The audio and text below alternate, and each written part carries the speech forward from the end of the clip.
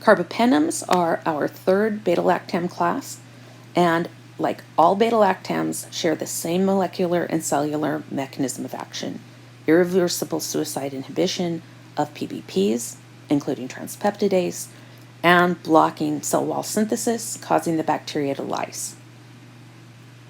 Carbapenems include meropenem, ertapenem, doripenem, and imipenem, and are generally broad spectrum.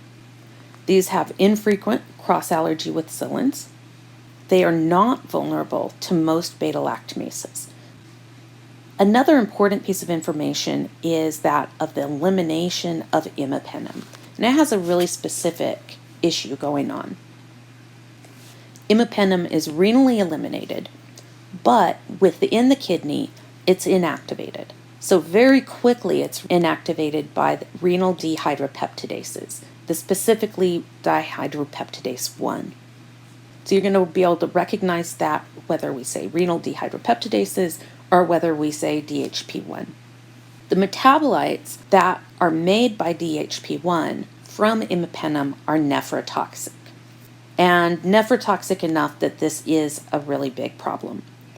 All of the carbapenems had potential for seizure and anaphylaxis, again, those beta-lactam characteristics, but imipenem, possible acute renal damage. So why would we use this drug, and how can we make this safe? Well, we've gone ahead and done a pharmacology trick and have created an inhibitor of DHP1. So cilastatin is a drug that is a renal dehydroxypeptidase inhibitor, and when given with imipenem, it's going to block the breakdown of imipenem into those toxic byproducts. So if you had imipenem and DHP is breaking it down into toxic byproducts, then cilastatin is coming in and blocking that DHP. So then no toxicity. Very important to remember, cilastatin is not an antibiotic. If you gave it alone, it would have no antibacterial activity. So same thing as our beta-lactamase inhibitors, we're giving these as adjuncts to our antibiotics to help the antibiotic work better or to block antibiotic toxicity. It's not an antibiotic in and of itself. The last beta-lactam class are Monobactams, and these again, same molecular and cellular mechanism of action of any of the beta-lactam antibiotics. We only have one example drug here as Trianam, and it's active against gram-negative only. It's pretty structurally different from the xylins and the other beta-lactams, so there's basically no cross-allergy with the xylins, and they're not vulnerable to most beta-lactamases. One piece of information about Trianam is that it can be given by nebulizer to treat cystic fibrosis. Of the beta-lactam drugs, they do not have seizure and nephrotoxicity risk, and they have very low risk for hypersensitivity. So no cross-allergies with xylins, not vulnerable to most beta-lactamases, don't have that GABA A receptor inhibition, don't have that nephrotoxicity risk. All that has to do with the fact that structurally they're pretty different. So last but not least, we've got our cell wall synthesis inhibitors that are non-beta-lactams. So they don't have that beta-lactam chemical structure, and they don't inhibit PBPs, transpeptidase. They're going to inhibit different steps of the cell wall synthesis. So here in an antibiotic concept map that Dr. Stamper made, we had cell wall synthesis inhibitors. Of those, we already talked about the beta-lactams, and now we're going to talk about the non-beta-lactams. We've got fosfomycin, bacitracin, and the glycopeptides, which include vancomycin, dalbavancin, and oritavancin. And I cannot tell you enough, these do not have a beta-lactam ring, and they are not vulnerable to beta-lactamases. They don't have cross-allergy with penicillins, and without a beta-lactam ring, they're not vulnerable, and they don't bind to transpeptidases. So fosfomycin, when we look back at that initial diagram that I made of the synthesis of bacterial cell walls, we knew that we had that NAG that had to be turned into NAM. And the enzyme that we used here was enol pyruvate transferase.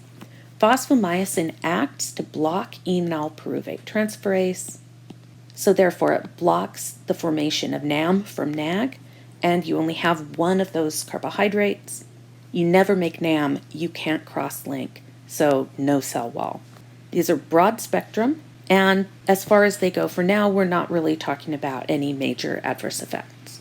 For bacitracin, we're talking about moving those sugars out of the inside of the cell to the area of cell wall production, and that's a train because it's transferring it, it's moving it, get it? And train for tracin. So bacitracin is going to block the transfer of the peptidoglycan subunits to the growing cell wall. That's going to block the synthesis. They're specific for gram-positive, and you don't see bacitracin real commonly given systemically because it's nephrotoxic and it can cause acute renal failure. So why can we use bacitracin? It's because we use it OTC. And if we use it topically OTC, we're not getting much absorption, we're not getting it systemically, we're not getting it in the kidney, and we're not going to have nephrotoxicity. The next group are the glycopeptides, which included vancomycin, dalbavancin, and oritavancin. And these have their own unique mechanism of action, which is really cool, actually, in that they form kind of a cap over the two alanines, the diala on the terminus of this peptide chain. And when you have these capped off with the glycopeptide antibiotic, then you can't make this cross-link. So you're going to have all of these free peptide chains that can't cross-link together. And it acts physically to cap it off, not as an enzyme inhibitor. So we're binding the diala terminus of growing peptidoglycan peptides, and we block the cell wall synthesis, causing them to lyse. These are very active against MRSA. They're only active against gram-positive, and because we don't have enough antibiotics that are active against MRSA, we don't want to use it unless we have to. So if you go around using these for any old infection, you're going to be developing more mutations, you're going to get drug resistance, and then we're not going to be able to use it for MRSA anymore. So they're really reserving it.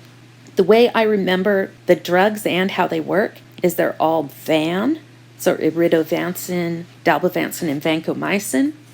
And because it's a physical block, I think of you're parking a little van right here.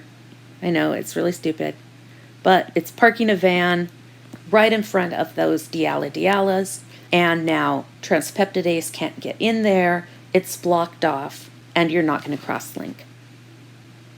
So these are kind of complex antibiotics in terms of their clinical effects. Dalbavancin and Oritavancin are really cool because they have very long half-lives, and I mean really long half-lives. Oritavancин's half-life is about 245 hours, and Dalbavancin's is about 346 hours. So because of that, you can get a 1 or 2 dose regimen that's going to last as long as you need it to. All of these, however, are very poorly absorbed PO. So generally they're given IV infusion.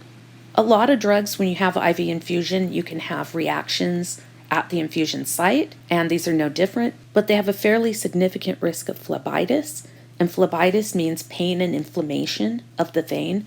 You need to think about who takes your drug. It's a phlebotomist, so phleb is your veins.